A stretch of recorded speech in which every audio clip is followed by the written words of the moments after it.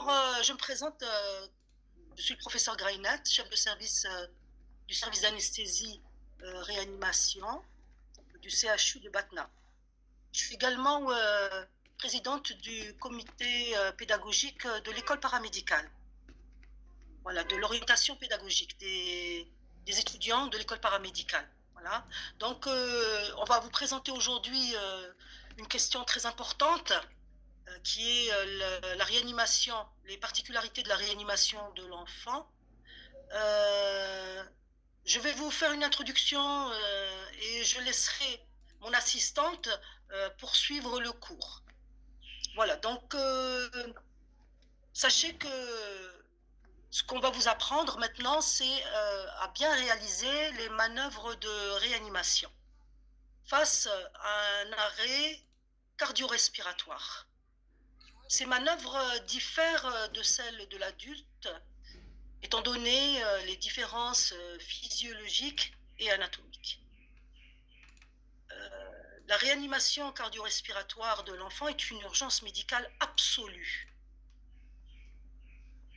Elle survient chez les enfants de tout âge. Il y a également l'enfant après la naissance, donc le nouveau-né en salle de travail, mais nous l'avons occulté dans ce travail, puisque la réanimation de l'enfant est une particularité et elle demande à être présentée de manière spécifique.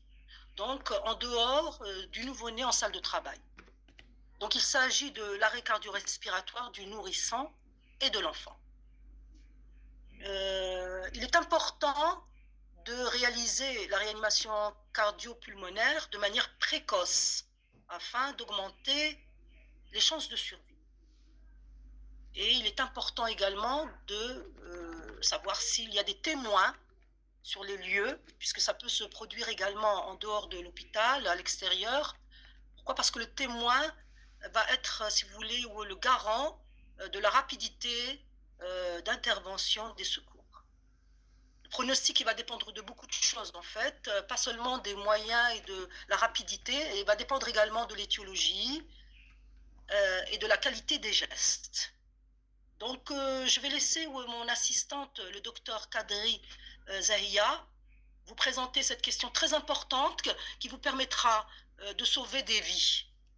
Et je vous demande d'être très attentif à chaque étape des diapositives que vous seront présentées.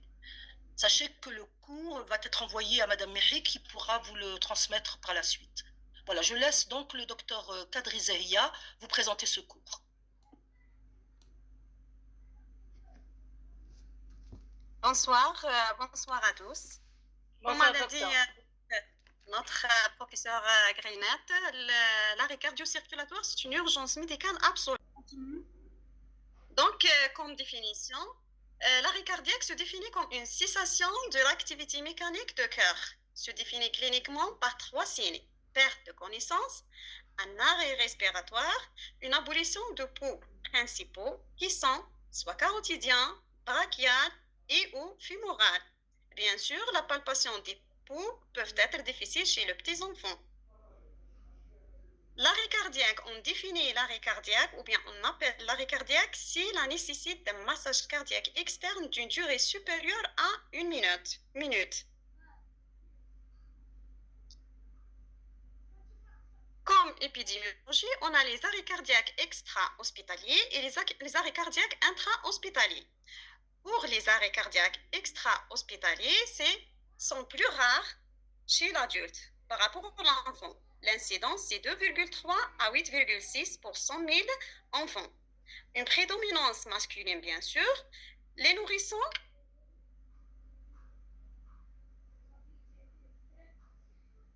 la cause la plus importante chez le nourrisson d'un arrêt cardio-circulatoire, c'est la mort subite. L'origine respiratoire est plus dominante que l'origine cardiaque, soit 68 à 80% sont des arrêts faits à domicile. Pour les mécanismes de l'arrêt cardio-circulatoire, on a 3 mécanismes qui sont la systolie, la dissociation électromécanique et les troubles du rythme, la fibrillation ventriculaire ou bien la tachycardie ventriculaire.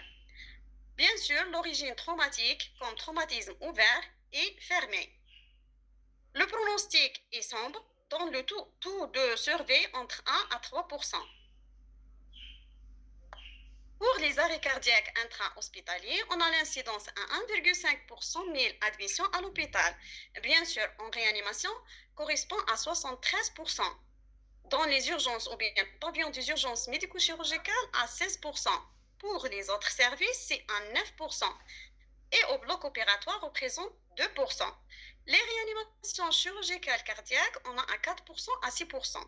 La prédominance masculine, atteinte respiratoire, c'est la plus fréquente, rythme choquable rare. Le taux de récupération complète spontanée des arrêts cardiaques intra-hospitaliers est supérieur à celle des arrêts cardiaques extra-hospitaliers, correspond à 54% aux urgences et 82% en réanimation. Pour les étiologies de l'arrêt cardio-circulatoire, on a les causes naturelles et les causes accidentelles. Pour les causes naturelles, on a en premier plan, c'est mort subite qui correspond à 30%, bien sûr, chez le nourrisson. Les causes respiratoires, comme on a dit, occupent deuxième place. Les pathologies sont l'asthme, bronchiolite, laryngite et épiglottite. Les causes respiratoires, comme les cardiopathies congénitales, les myocardites, troubles de rythme et l'hypovolémie et une atteinte neurologique aussi. Pour les causes accidentelles, le décès est habituellement lié à une hémorragie massive ou lésion cérébrale.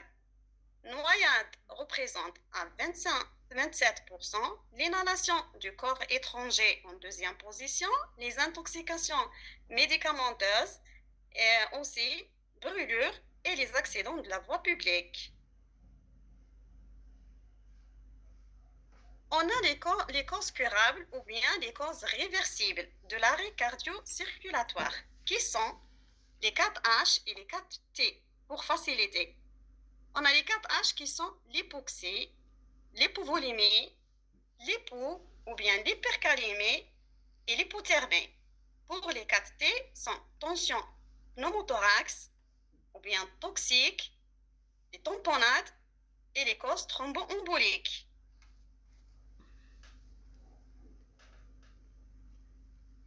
Alors, pour le diagnostic de l'arrêt cardio-circulatoire, comment on va diagnostiquer l'arrêt cardio-circulatoire chez l'enfant ou bien chez le nourrisson? Le diagnostic doit être évoquant devant. Pour les non-professionnels, le premier signe et le seul, c'est la disparition des signes de la vie. Pour les professionnels, on a les 3 signes qui sont altération de l'état de conscience, l'enfant devient inconscient, ne respire pas, abolition des peaux, recherchée au niveau brachial ou bien huméral ou fémoral chez le nourrisson inférieur à 1 an. Chez l'enfant supérieur à 1 an, on doit rechercher le pouls au niveau carotidien ou fémoral.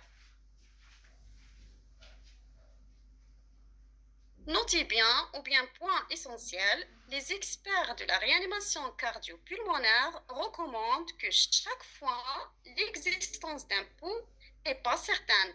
Au bout de 10 secondes, la réanimation de base doit être débutée plus tôt. Donc, l'arrêt se définit par absence ou bien cessation de l'activité mécanique de cœur d'une durée inférieure à 10 secondes, avec présence des signes cliniques suivants. Absence d'activité cérébrale, l'enfant inconscient, absence de réponse aux stimulations. Deuxième signe, c'est l'absence de respiration normale ou bien respiration type gasp. Le thorax ne se lève pas, bien sûr avec pâleur des extrémités et cyanose. Absence de la circulation, on doit être recherché le pouls comme on a dit. Inférieur à 1 an, on doit rechercher le pouls au niveau huméral ou fémoral. Et supérieur à 1 an, on doit rechercher le pouls au niveau carotidien et fémoral. Pour la prise en charge de l'arrêt cardio-circulatoire chez l'enfant, on a la réanimation cardio-pulmonaire de base et la réanimation cardio-pulmonaire spécialisée. On commence par les fondamentaux de la réanimation cardio-pulmonaire. On a le A, B, et C, D et E. A, c'est airway, B, c'est British, C, c'est cardiaque, D, c'est drogue, et E, électricité. On commence par airway. Le airway, c'est-à-dire c'est la libération des voies aériennes supérieures. Comment on doit libérer les voies aériennes supérieures? Chez l'enfant, on a des particularités, pas comme c'est l'adulte. On doit basculer de la tête en arrière sans la mettre en hyperextension. Et on soulevant le menton. Plus l'enfant est jeune, moins il faut mettre la tête en extension. Une subluxation de la mâchoire inférieure peut être associée. Elle est réalisée en plaçant de chaque côté 2 doigts dans l'angle mandibulaire et en tirant vers l'avant.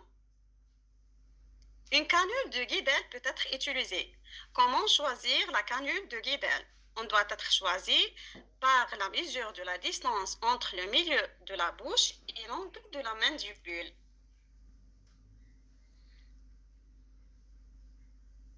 En cas de suspicion de traumatisme cervical, un collier cervical est placé. Le plus rapidement, l'ouverture des voies aériennes se limitait à la subluxation mandibulaire ou à la mise en place du canule de Guidel. Pour la ventilation, si l'ouverture des voies aériennes ne permet pas une reprise de la respiration spontanée, les experts de la réanimation cardio-pulmonaire recommandent de commencer la réanimation de base débutée par 5 insufflations. La technique utilisée est la bouche à bouche pour les enfants supérieurs à 1 an et bouche à nez pour les nourrissons inférieurs à 1 an.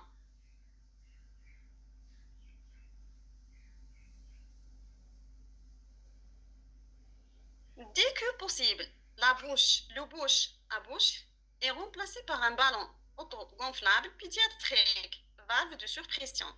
Pour les nourrissons inférieurs à 1 an, la position neutre.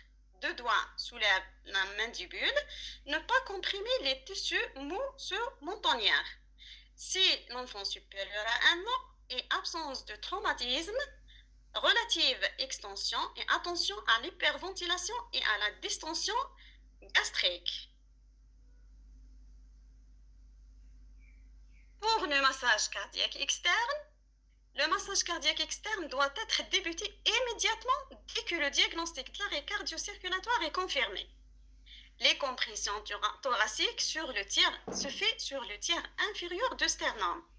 Le rythme doit être 100 à 120 compressions par minute. Mettre l'enfant à plat sur plan dur.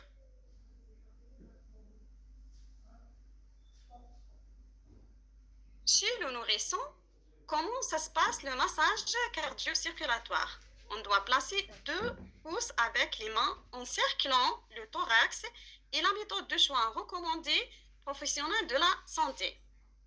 Comprimer efficacement le thorax avec 2 doigts placés sur le tiers inférieur du sternum.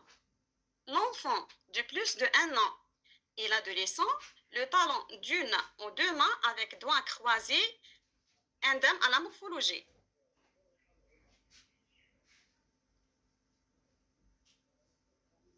Notez bien que les interruptions des compressions thoraciques sera évitées afin de limiter la période de no flow. No flow, c'est pas de flux. Effet hémodynamique dilateur démontré expérimentalement.